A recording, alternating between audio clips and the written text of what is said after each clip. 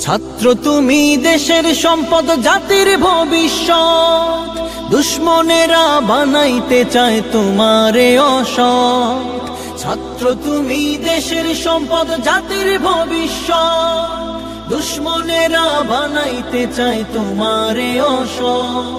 বই কাড়িয়া অস্ত্র দিয়া সন্ত্রাসী মাস্তান বানাইয়া, বই কাড়িয়া অস্ত্র দিয়া সন্ত্রাসী মাস্তান বানাইয়া, সুন্দর জীবন তোমার দেয় যে ধ্বংস করিয়া।